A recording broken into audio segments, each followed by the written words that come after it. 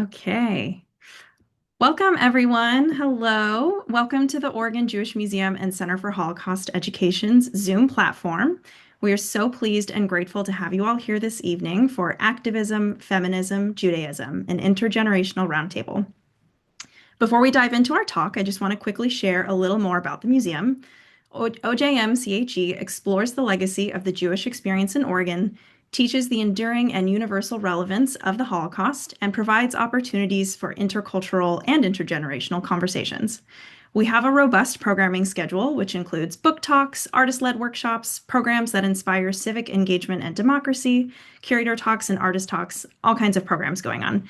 Check out our calendar in the chat for more information about what's coming up. And some of you in the audience may already know, but there is a special discount on program tickets when you become a museum member. So if you aren't one already, now is a great time to join. I would also like to give a very special thank you to the Women's Giving Circle of the Jewish Federation of Greater Portland for their grant support that made tonight's program possible. All right. For this evening, we will have time for questions at the end of the presentation, so we really encourage you to please feel free to pop those questions in the chat or in the Q&A box all throughout the evening. And we're here to celebrate the legacy of the history included in Outliers and Outlaws, the Eugene Lesbian History Project. And while the in-person exhibition just closed here at our museum, it does live on online in an exhibition that is always available, hosted at the University of Oregon's website.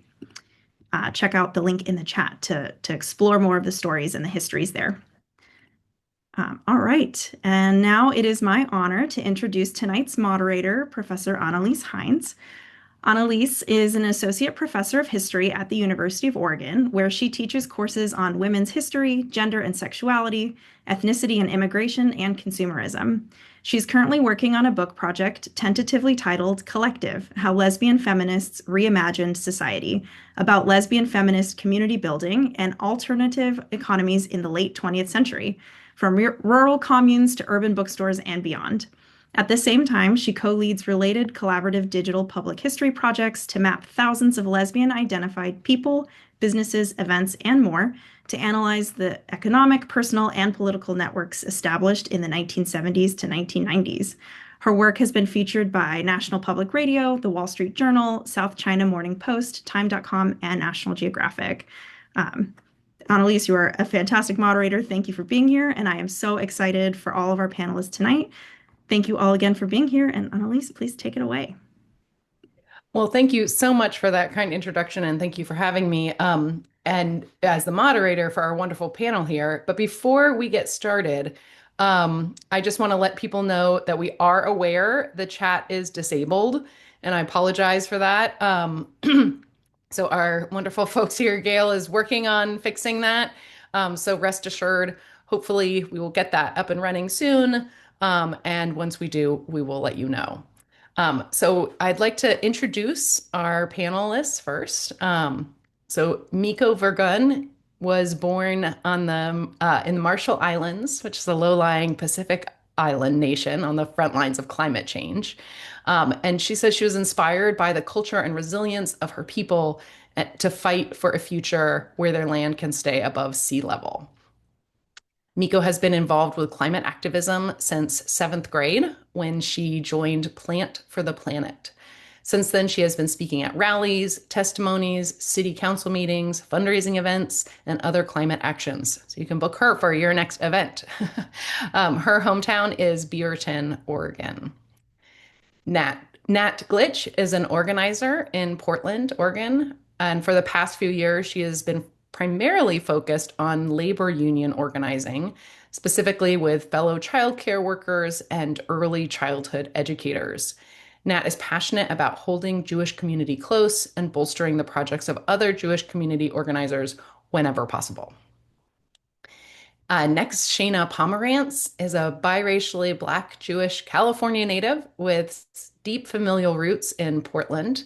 I'm also a Californian, so there are lots of us here.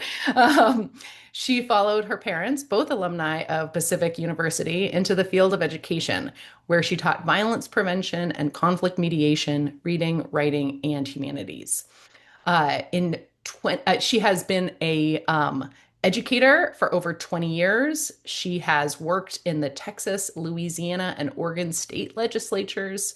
Her civic engagement and volunteerism include the City of Portland's Office of Equity and Human Rights Bureau Advisory Committee, the Portland Police Equity Advisory Committee, and the Citizens Review Committee. And in 2022, she stepped into her mother's big shoes as executive director of Race Talks, expanding her responsibilities as chief operations officer and lead facilitator. And last but certainly not least, our representative Eugenian. I know that there are a lot of Eugene folks on the chat or in the call tonight. Um, Tova Staben is a Jewish lesbian from a working class background. She's a lifelong activist in the Jewish lesbian, feminist, and progressive communities. She recently retired from being the communications manager for equity and inclusion at the U of O, the University of Oregon. She writes, presents talks, trainings, photography. She does photography, and she's currently on the board of Eugene's Temple Beth Israel and the co-chair of the Racial Justice Committee. She lives in Eugene with her partner and spouse of more than 38 years. So, congratulations. Um, so, hopefully, before we dive in, I'm going to turn the mic over to them. If you haven't noticed already, the chat is up and running. um, so, please feel free to now introduce yourselves over the chat as we listen to our panelists, and feel free again to add your questions to the Q&A as well. So the question that we have to get our conversation going is a really broad question where each person will have an opportunity to share for a few minutes about their own background and perspective, and specifically with this big question of do these different pieces, right, of experience and identity, socioeconomic class, racial identity, gender and or sexual identity, and Jewish identity, how do all those pieces fit together to influence your activism? And we'll go ahead and just for the sake of getting started, we can go in the same order that I just introduced in, which is roughly generational order. But throughout the conversation, please feel free to just jump in and respond to each other, and look forward to hearing from you. So, Mika, will you get us started?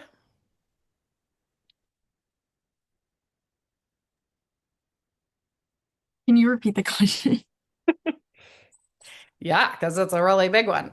Um, so, those different aspects of identity and experience that you're coming with, Mm. class, race and ethnicity, gender, sexuality, and Jewish identity, how do those different pieces fit together or don't for you, right? Not all of them necessarily, but what, looking back, and living in your present, how do those different aspects of your own experience shape your activism today? I think as a person of color who's also Jewish, also adopted, like, there's many identities or there's many aspects of me that I identify with. And I think it's important to treat them differently and kind of make sure that those pieces of our identity aren't neglected in a way. And also once working through that as well, like working through how they are connected. Um, I was kind of talking about oh oops. I was kind of talking about how I felt like when I was first going through my bat mitzvah and I did my bat mitzvah project, that was kind of the first time my Marshallese identity and my Jewish identity met because my bat mitzvah project was about putting a community center in the Marshall Islands because they were getting more or stronger storms because of climate change. And that was kind of the first time I realized, like, oh, I'm neglecting this part of my identity, but it doesn't have to be like so different that I have to treat them differently. They sort of came together in a very beautiful way. So I think, especially as a Jew of color, those are things that I had to look back on and kind of treat differently in a way, and realize that this does make me kind of different from my peers, especially going to Sunday school, and going to Jewish camp growing up. So it was things that I realized like this does make me different, but also for me and my activism, they come together in that way. Thank you so much. Nat, do you want to pick up?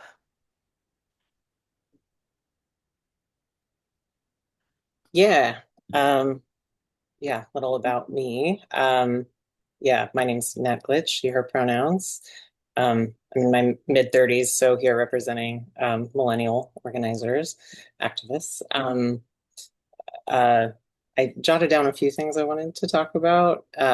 So my Jewish ancestry is Ashkenazi, and as a US-based labor organizer, I feel really proud of the labor history that radical Jewish leftists, like, Yiddish-speaking anarchists and progressives have made in the US. A significant amount of labor wins in US history are because of radical Jewish organizers in their own workplaces, um, taking really bold and brave action.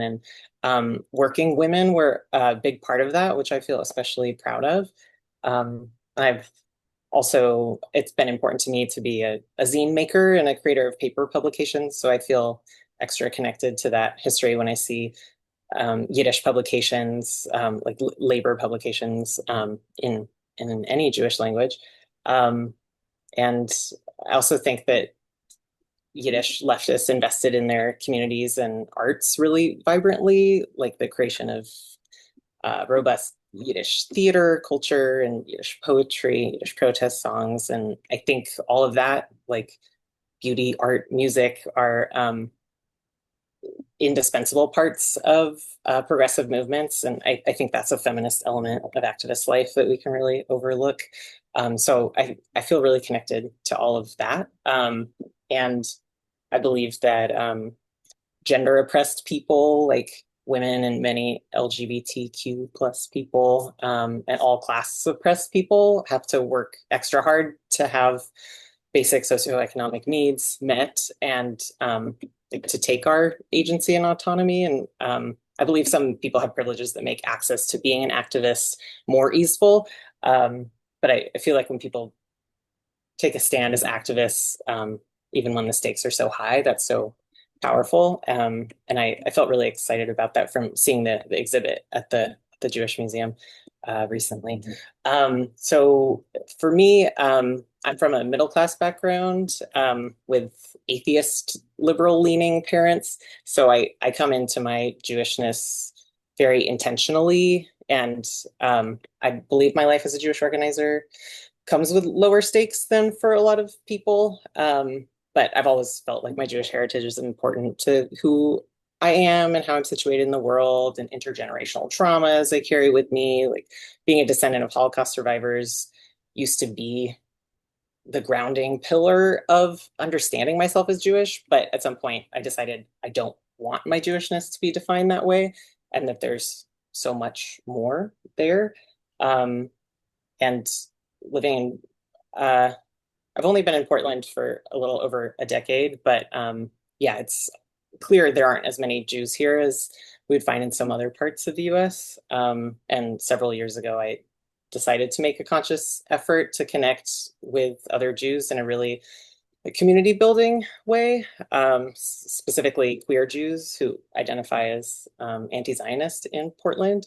And I started asking everyone I know, do you know any Jews? And it seemed like at least everyone had at least one Jewish friend who was looking for community.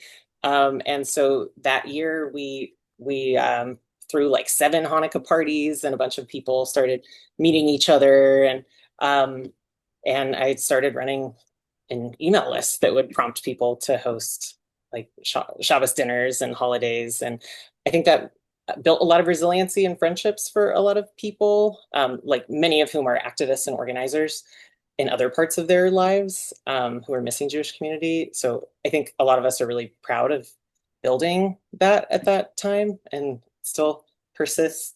And I'll just say a little bit about labor organizing. Great. Yeah, we have about 1 minute left. That's perfect. Great. Um, Yeah. So I had some history of engaging in various projects over time, but got into labor organizing in my mid 20s, working as a childcare worker, preschool teacher, early childhood educator. And it's a really racialized, gendered, class oppressed workforce. And my coworkers and I didn't know much about unions. We started going to trainings about unionizing, and eventually successfully unionized all the locations of the local preschool chain we were working in. And then since then, I've helped other childcare workers around the city unionize their own workplaces. And that's just been super exciting. We're the only city in the US that has a movement of worker-led preschool unionizing. Um, and now we have over 200 childcare workers in Portland that are unionized. So there's been a lot to learn, but it's really inspiring to see childcare workers find their voices and step into their power as organizers. Um, and we learn a lot from men, but it's like so amazing to be able to pass organizing knowledge between women and queer people that becomes ours. And yeah, I just think that's really exciting. So that's a little about my organizing. Thank you so much. Dr. Pomerantz, I'm gonna step in. Hello there. Nice to see and be seen. Dr. Shana Maxey Pomerantz, she, her. Um, it's interesting because just recently Miko and I met officially at a Sukkot dinner at our dear friend Elena's house, who was on the webinar here.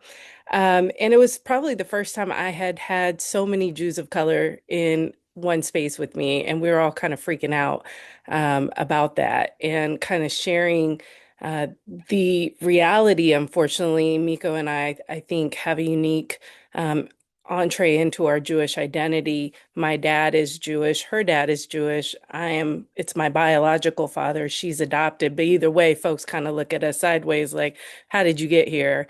And, do you really belong? Are you really Jewish? How so? And so I would say, unfortunately, a lot of my Jewish experience has been as a proud Gen X. First started attending temple in Sacramento, California, at Temple B'nai Israel, which was a Reformed temple, very large temple. But if you can imagine, I was at the time in the 80s, the only person of color, really, a little brown drop running around in this space. And I don't know in my youth if there were weird glances of how did this kid get in here? Who does she belong to? Why is she here? I think I was really cute. So that might have played a role. And I was very inquisitive, asking folks, what's that number on your arm? What does that mean? And, and really engaging with the elders and just kind of all over the place. It wasn't until I would say fourth grade that I became more aware of how I was standing out. And one of the things that happened in my fourth grade Sunday school class was they went around and asked us, are we Zionists? And I'm like, I don't know what that is. What does that mean? I don't understand. I haven't heard that word in my home. And everybody in my class said, just say yes, Shayna. Well, the Black activist side of my family, including my aunt who was living in Israel, my mom's older sister who was Black and living in Dimona, Israel as a Hebrew Israelite, was apprising me of what it meant to be a Jew of color, to be a Black Jew, her experience living there, and the activism of Blacks and Jews in our civil rights history here. So when I started inquiring about Zionism, in this class, it's like I need to inquire more. And really, the teacher wasn't too proud of what I had to say because I said, well, if we're supposed to be from Africa and God's original chosen people are supposed to really be from Africa and be dark-skinned people, then how are all these white folks God's chosen people? That doesn't make sense to me. They didn't want to continue the conversation. They said, we're going to let her skip and, go to recess. So that is kind of what some of my Jewish activism started off as very early on questioning. And fortunately, I had a rabbi when I was going through my bat mitzvah preparation who was very supportive of my inquisitive nature, of me questioning whether or not Judaism really was the right place for me. Um, Given the fact that I didn't feel very accepted in our Jewish community, and as an adult, I would say a lot of the racism I encountered mostly have been in white Jewish spaces. Um, once I left Sacramento, which tended to be more conservative, and I'll just backtrack and say I was living with my dad and stepmom and sister who are all white Jewish, and my mom was li black living in Portland. So a lot of people also assumed I was adopted because they didn't understand how I was tied in with this white family. Um, I ended up in high school moving to live with my mom and stepdad who were black. And I actually found myself connecting with more biracially Black Jewish kids going to Berkeley High School, living in the Bay in the early 90s. There were more kids that looked like me. And so I didn't feel like I had to defend myself quite as much. And then I also was meeting more white kids I was in school with who were Jewish um, who are more involved with activism, kind of like what you were talking about, Nat and Miko, in terms of your activism. That was really how I was brought up more with Jewish identity, not so much in temple, but more, hey, I'm Jewish, I'm out here fighting, protesting, making it known that I'm part of, whatever is happening here. Eventually, I moved to New York City. Jewish relationships in New York are very interesting. I would say in most of the conservative Orthodox spaces, I would not be considered Jewish. And it's very interesting, the delineation of Jewish identity, although I saw the Orthodox practices looking very similar to the practices of Black folks in Crown Heights, and they were just divided by one street, which made me chuckle quite a bit in terms of we have these kind of cultural, racial divides, but we have so many similarities of how we exist. So, um, fast forward to my time here in Portland, I would say I haven't really come in contact with a lot of Jewish folks either. As Nat said, there's not a lot of folks. And then even dealing with what's happening right now with Gaza and Zionism, it is hard to be Jewish right now. It is hard to feel connected to my Jewish identity, continue to fight for being Jewish and being outspoken about it in spaces, but mostly really feeling like I have to educate people about the difference between Zionism and Jewish identity, culture, religion.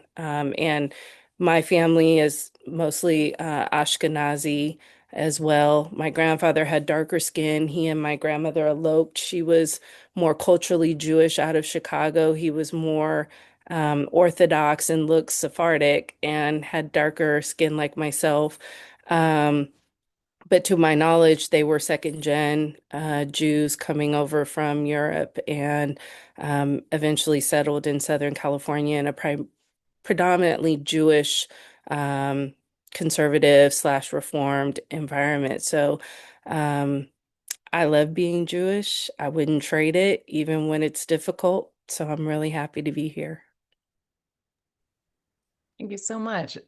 And Tova, if you could complete our round of initial thoughts.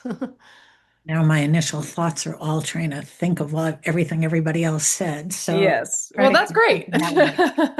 So, I mean, I would say that my activism and my Jewish, feminist, lesbian, working class background all just keep in my life. I'm a baby boomer, by the by, on the young side for baby boomers, but nonetheless, they just all sort of have intertwined with themselves throughout my life. I was born and raised in Brooklyn in a working class, multi-generational immigrant family in a working class poor neighborhood that, though we didn't call it this at the time, was very multicultural. I just want to say something about what you were saying, Shayna, about Orthodox.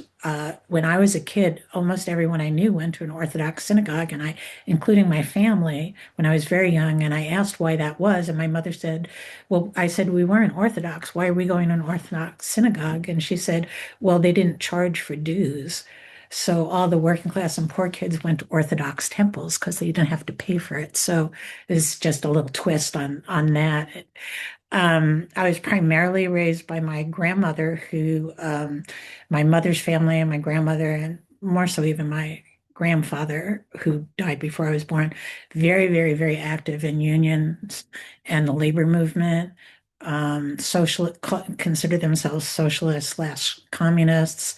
My grandmother worked in the sweatshops her whole life in the garment district, uh, in foundations. So she sewed girdles and bras. And even when we didn't have money, we had drawers full of girdles and bras that I'm not sure any of us wore, but so they were her work. Um, I, my first, I guess, the first demonstrations I went to, I was a little young when there were anti-war demonstrations, but my seventh grade French teacher, I think her name was Mrs. Sperling, took us to demonstrations and bought us hot chocolate from the chock full of nuts. So I have a very sweet feeling about demonstrations originally, although as an introvert, they're not my favorite thing these days. But nonetheless, I've been going way more than I have been in a while. Um, I joined a socialist Zionist organization when I was about 13. I was very active in that organization, and I went to the summer camp there, and we had activities like Capitalist Day, where you were, quote, born rich or poor with different money under your pillows, and you did different things to earn money. And there was a bank and a stock market. And when I was an older kid, my friends and I robbed the bank, and we got in a lot of trouble, but it was kind of fun. So that was, still getting in trouble, even at a young age, robbing banks. Um, I lived for about a year in Israel on a kibbutz in the south, in one of the more progressive kibbutzim in Israel. I came out when I was about 18 or 19, and at the time I thought I had to give up my Judaism to be a lesbian feminist. And then not too long after, but a little while after, started to find a very vibrant and influential Jewish lesbian feminist community, of which I am still a part of. Some people, and I think even a couple people on this call, I've known for, 50 years or so, still talking to each other, still relating, still causing trouble. I've lived in lots of collectives, learned a lot from there. I was part of a lot of and organized different protests. I've done direct action, civil disobedience around feminism, queer issues, racism, environmentalism. I also helped organize conferences. In the late 70s, we organized a national conference on women and environmentalism. It was very nascent at the time. And I also actually wrote an article in the 80s, I guess, on environmental racism that was translated into a number of languages by a group called Groundswell. It was an international feminist organization out of Seattle. And I also helped organize the US and Canadian Lesbian Conference. I think that was in the early 90s, but I don't really quite remember my dates anymore because I'm a boomer and I get to have that excuse. And I was also an editor and publisher of a radical feminist newspaper called Hagmorn that was from upstate New York when I lived upstate, and also was on the editorial board of the journal Bridges, a journal for Jewish feminists and our friends. And I think the managing editor, Claire Kimberg, is here on this talk, and she has a new book out that you should read and look into because it's great about race and Judaism. And so, and both my political life and my activism, as well as the work I've done in my life, have all always involved those strands of my life and how they interact with each other: class, Judaism, being a lesbian, being a woman. So I was the environmental health librarian for 13 years for the state of Washington, but I was also the diversity coordinator at Lane Community College, and as was mentioned, my last gig before I retired was communication manager for equity and inclusion at the University here of Oregon. And I'm still trying my best to cause as much trouble as possible. It's hard to cause quite enough these days. I hope that we keep doing more and more because it's pretty hard to see after a number of years on the planet. To see where we are now is not only distressing for myself, but really super distressing for a younger generation, my kid and some of you and other people to have gone through what they're going through now, as well as the pandemic, as well as going through youth as the pandemic. Um, and been doing a lot of work with the Racial Justice Committee at TBI down here. We have had a few really important events about helping immigrants in this environment. We're going to be having a multicultural storytelling event where we're going to have people from various communities talk about storytelling in their communities. Um, yeah, Tova, this is a perfect segue to our next question, actually. please do. Yeah. And so, so for the folks who are joining us, we're going to have a little bit of time now where we'll have some questions that we talked about as a group beforehand. But in that time, we really encourage you to be thinking about your questions. Go ahead and put them in the chat. Don't wait for us to say at the end, okay, now put your questions in. Please, we invite you to use these answers to generate questions of your own. And you can put them in the chat and the Q&A. Both are fine. As we talked about in our conversation before this official call, the panelists also asked me to be a timekeeper. And so you may hear me interrupt. I apologize if I do, but I'm just following orders. So, but good orders, friendly orders. So the first question is about this idea of generational baton passing. And I heard, in each of your answers, these really strong connections to the past in lots of different ways, different traditions, different family stories. And, Nat talked about historical traditions around labor activism. Shana, you talked about traditions from both Jewish and Black traditions in your family of activism. Miko talked about the ancient traditions of the importance of the bat mitzvah ritual as this clarifying kind of connection to that longevity. And Tova, you were, also raising these multi-generational connections within the 20th century and geographic movement as well.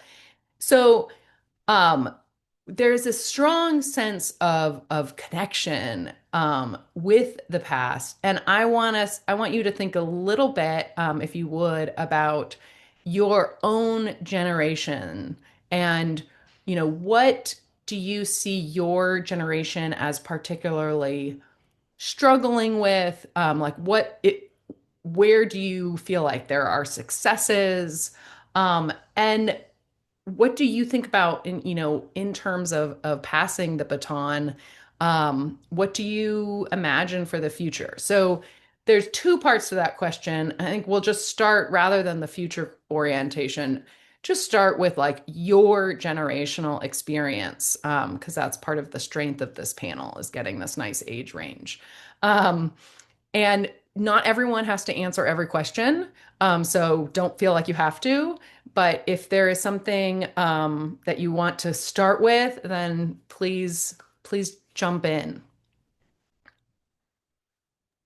I can start with that one. I actually messed up. I meant to say what I've done that led me into the activism, which actually leads into this question. But one of the biggest things that I've done in my life was what inspired me to go into activism was seeing that there were kids my age. I started, like you said in the beginning, I started activism when I was in middle school. I'm going to turn 25 soon, so that's like kind of just how much time has passed. But I joined this federal lawsuit under our children's trust called Juliana v. United States, and it was 21 of us suing the federal government for violating our rights to life, liberty, and property, all constitutional rights, for allowing and promoting the use of fossil fuels. And we had over 50 years of evidence that the government has infringed on these rights and deliberately contributed to climate change despite all the science and the warnings.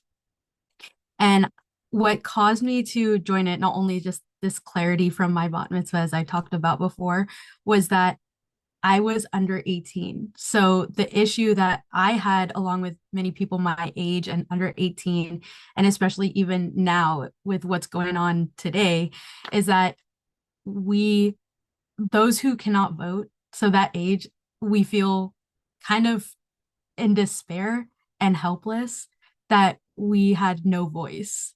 And like we had a voice, but we couldn't voice that we want to change. And everything that was made in the name of our future generations or for the kids were really not anything that we wanted or asked for. And I say like that in like in first or present tense, even though it's still going on right now.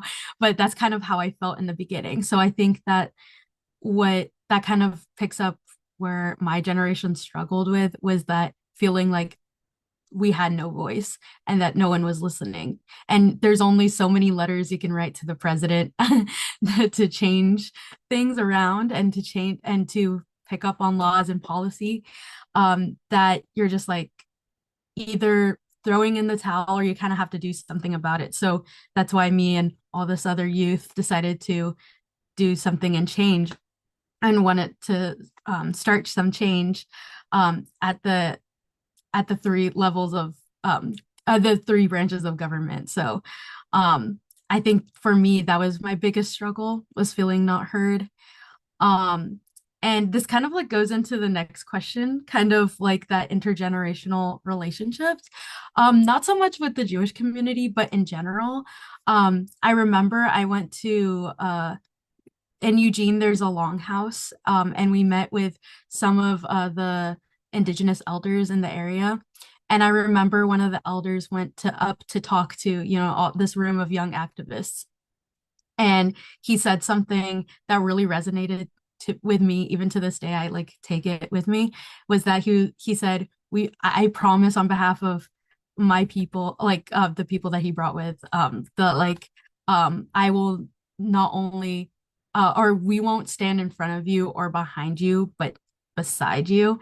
And that was really powerful to me because as a young activist, kind of like being brought up in this world, we often hear like adults going like, we're so sorry we did this to you. You got this. And kind of like push youth and LGBTQ queer people, Black people, Indigenous people sort of to the front and basically, sorry. And in a way, maybe unintentionally, it's kind of like wiping their hands free, but like it's still like a guilt thing. They're like, I'm so sorry we did this to you and we left this planet the way we did, but you got this, you'll change the world. So hearing that, it was kind of it did a lot to my brain chemistry because I heard someone saying that we'll hold your hand on the way there, and that was really powerful.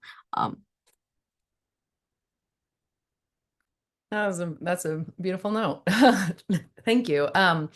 If we can pass the baton right now to someone, if someone else wants to jump into that question. I'll jump in. You got to give me time though, as in tell me when I'm at my 2 minutes. So I'm Gen X. I'm 49 years old. So I identify as Black, Jewish, and to the question, are we all Zionists? I can't speak for everybody in here. I am not. I identify as anti-Zionist. Given my Black Southern roots, I akin Zionism very much to Black, white Christian evangelical white supremacy indoctrination.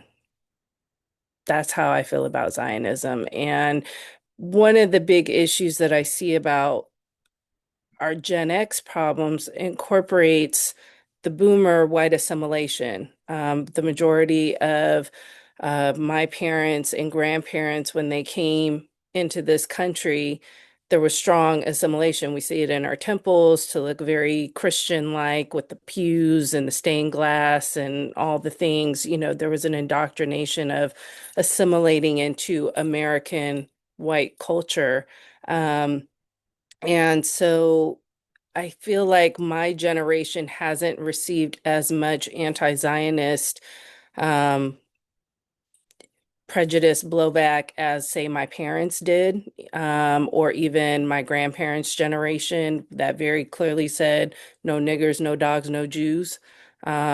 So this idea of my parents' generation being said, oh, you look Jewish, your nose, your features, which tended to be more European. I think the Gen X identity is more of Jews come in all different colors and we live all over the world. And how do we identify as Jews varies between, are we culturally Jewish? Because again, often when I'm questioned, how are you Jewish? And I said, well, I grew up in the temple. My dad's Jewish. My stepmom's Jewish. My grandparents been bat mitzvahed. I went to Hebrew school. I graduated and was confirmed from Sunday school. How are you Jewish? Oh, my grandmother was Jewish, and sometimes I celebrate Hanukkah. So you're not really Jewish. So these are the conversations I have with folks. There's a cultural tie-in, and most of the cultural tie-in I think we experience in this country is mostly with Ashkenazi European identity. We don't really get into the Sephardic, the African identity, the world identity of Judaism. That's going to be a challenge. And then I would say the Gen X identity of culture, music, movies. A lot of the production and folks in Hollywood in the music entertainment industry have been Jews. And as a Black woman who has heard a lot of the rap and music that and movies that unfairly, falsely identify Black folks, we're having to undo a lot of the false narratives that have been created around many cultures, unfortunately, at the hands of a lot of Jewish folks who have been put in positions of power. And also, we have to deal with the anti-Semitic realities that has also created the hostility. So it's balancing, when have Jews been identified as being problematic, but then it turns into a violent reaction. And then simultaneously, we also are violent. We also have a violent culture amongst Jews in Israel. We're seeing it in real time. Um, and so I think these are the very real things happening for my generation, and that's being passed down to Nat and Miko. Thank you. Our representative millennial and boomer perspectives, as individual perspectives and as generational voices. Would you like to? No, you don't have to chime in on this question, but you're welcome to. Nah, it looked like, yeah. Go ahead.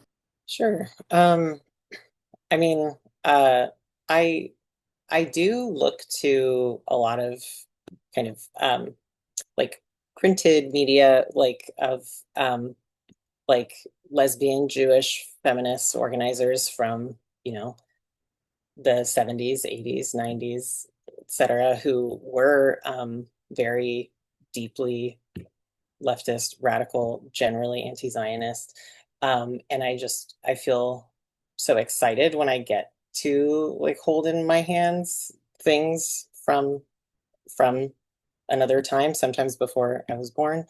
And I feel in those moments definitely that feeling of you can be um, queer and Jewish and anti-Zionist all together, and people have been doing it for decades and decades. And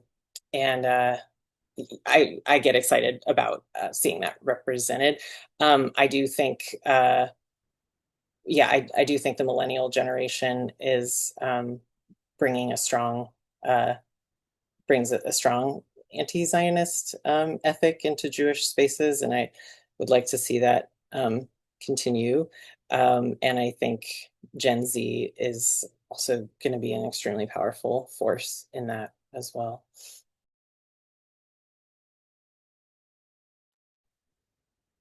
Thank you. Tova, would you like to add anything? Sure. Well, I have like, uh, well, I have many things running through my mind, as I often do. But I have thinking about where I came from and my parents and grandparents and growing up around survivors and people who didn't survive and who didn't really want to talk about it either.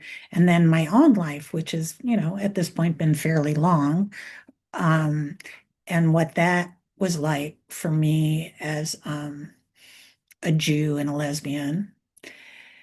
And I think one of the things that is important to me is I feel that there was a lot of conversation and activism around class and race. And I think about things like, I don't know, the anthology, This Bridge Called My Back, and things like that that were coming out of the feminist movement at the time. And there wasn't enough. And there's this, I feel a kind of tension, I guess, because I feel that when people do talk about those issues not being addressed, it kind of re-invisibilizes the people who are struggling to get those identities addressed and those issues addressed. And so I feel like um, that was an important thing that happened during my generation and continues to happen. And also being in the middle of what some people talked about, that sense of, wanting to assimilate and then thinking assimilation was not a good choice for Jews or other people either. I certainly remember being told on one hand that, we're in America, so we speak English while they all babbled in Yiddish. There was just a lot of antithetical things going on at the same time. Um, I, as I said, was part of a Zionist socialist organization growing up.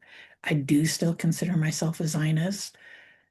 I do feel what's going on in Israel, and which has been for decades, is deplorable. And what's going on in Gaza is deplorable. And sometimes I admit being anxious, even saying that, and that I feel like it is difficult for me to say in exactly the same breath that I am both believe in Israel being a state, and I also believe in Palestine being a state. And I think what the Israeli government's been doing for extreme number of years is awful. And I feel like I can't talk fast enough to talk about that. And I feel glad to have this opportunity today to hear people's thoughts on that issue, because I do think, and maybe this kind of bops into the next question too, that is an intergenerational issue. I remember a conversation I had with my mother quite some number of years ago where we were talking about Palestinian rights, and she looked at me at some point. I mean, I wasn't talking with her about it, but she was there, and said she didn't understand. She thought the Jews were Palestinians because she thought of it as Palestine before it was Israel. And so she just thought the Jews living there were Palestinians. So, I mean, there's a lot of layers there of over many decades and over much time. And I think that's more than enough. Thank you. Thank you all so much for your thoughtful and vulnerable answers. Um, I wanted to ask in our remaining, part of our remaining time, we only have about 10 minutes left. But thinking about, one of the folks who introduced themselves talked about being on the Tikkun Olam committee. I know this is something that came up in our previous conversation, right? This notion of Tikkun Olam and healing the world, and that being such a powerful and resonant uh, motivator and connection. And I want to bring that into our conversation with this intergenerational focus of how do any of you think about healing and or strengthening intergenerational relationships within the Jewish community and each of you as progressive activists, how are you thinking about that?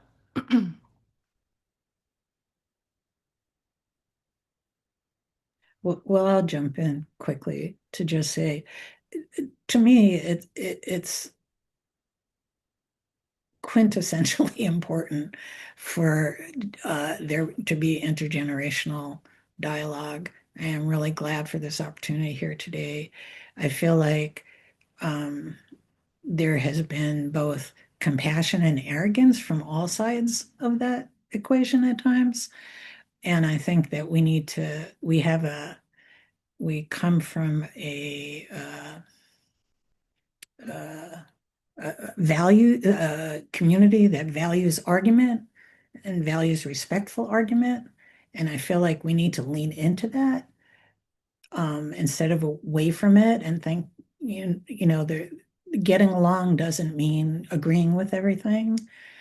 I think that people across generations all have uh, important history and experiences that need to be shared and that are different and that we need to be. I mean, I realize I'm proselytizing a little bit and being a little hallmarky, but if you'll allow me, that we need to really listen to each other and we need to, respectfully hash out whatever it is and be open to change. Because even at my age, my grandmother used to tell me, and the last time she told me this was the last time I saw her alive when I took her to the fish ladders in Eugene. And she said, "You're never too old to learn. Just remember that."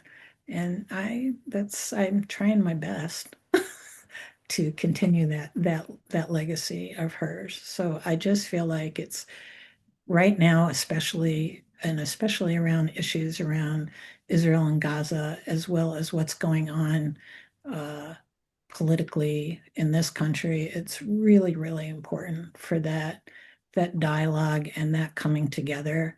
And uh, one other short thing is one thing I'll say that I feel like about my generation, as it were, that on one hand, we made a lot of inroads about process and how to support each other. On the other hand, there was a lot of drama and my way or the highway. Both those things were true. And I think we need to go back to working on how to support each other and have conversation with each other. So I'll stop being like a Hallmark card now. Thank No, you. thank you. You're not like a Hallmark card. Miko, I wonder actually if I can ask you to grab the mic next, just as again, kind of holding both ends of our generational spectrum here. Certainly, there are far younger and older people than are on this call, but what do you think about that, Miko? I From was actually going to jump on that as well. I think um, Tikkun Olam is really important to me, and I keep that in mind in my activism because we must give back to the world. We must leave the world or the planet, the earth, each other as like better than how we came into the world. Um, and part of that is being open to each other. I think that you can't give back if you're closed off. And I think it's really unfortunate that sometimes it's closed us off to discussions such as these, and made it almost near impossible to have these type of discussions where we all have different beliefs and different feelings about what's going on in the world currently. And um, I think there's a lot of hurt and a lot of pain and a lot of anger, especially because these are our family members, our friends, and it when that's involved, I think it makes it really difficult to come together and really discuss what needs to be done and what we ourselves have to do, especially because we have different ideas on how we want the world to be, and that kind of conflicts with each other. And I don't know. I think Tikkun Olam is really important to think about and consider when, people's lives are at stake and people's homes are at stake too. So Thank you so much. And I know Nat at least has to leave in 2 to 3 minutes. So, Nat, if you feel like chiming in, feel free. Um, Yeah, thanks. I think intergenerational relationships are a really weak spot in my Jewish organizing. And I mean, like, I have a lot of Gen X friends, but not so many people beyond that. And I think something gets really lost when you don't have broad intergenerational connections. And I feel very aware of that often, but I think I don't do enough about it. Um, so that's always something for me to think about. But I do think like the Jewish soul is in a big state of reckoning right now with all of these issues, and I do think coming together on some level, like there's some magic in here to grapple with things, and like Tova said, the Jewish tradition of disagreeing and hashing it out respectfully, I think will do a lot for us, but also a place that I've seen intergenerational connections happen is, for example, JVP, Jewish Voice for Peace organizing in Portland. There's been a lot of intergenerational connections made, and I feel really hopeful that we're all learning and we're all changing and connect. I just think, yeah, we need to be connecting intergenerationally, and I'm not sure how to do it. well, thank you. And I know you're about to step off, so thank you for your contributions here today. Bye, everybody. Thank you. Um, yeah, great. Take it away. Um, I'm deeply troubled around how we as Jews are doing internationally, globally. Um, to the previous question of what was the issue of my parents' generation, there's a lot of Holocaust deniers, and I can't help but think of people of my grandparents' generation and my great-grandparents who I got to meet, um, who are probably rolling over in their graves, for what's being done right now in the name of Judaism. Because when we said never again, that was supposed to be for everybody. And what came to mind as I was pondering and listening to everybody speak was, I have a saying that goes, just because I'm pro me does not mean I'm anti you. And so I think there is a way that we need to figure out how we can exist and find our place in the world and be able to express who we are, um, without the use of violence, without the use of um, taking on colonistic behaviors, and figuring out how to right the wrongs when we can at least acknowledge that what we're doing is wrong. The issue of Gaza right now is so divisive. I've had family members I've had to stop communicating with because in communicating with them, I'm looking at children's limbs being blown off. I'm looking at people being decimated. They're not showing it on the news, but you see it every day on social media when you watch the people who are living it in real time, trying to get their stories out. And I share it with family. And the response I get is, I don't care. Israel has a right to exist. And it's like, but what if that was your home and your children? Is that still okay?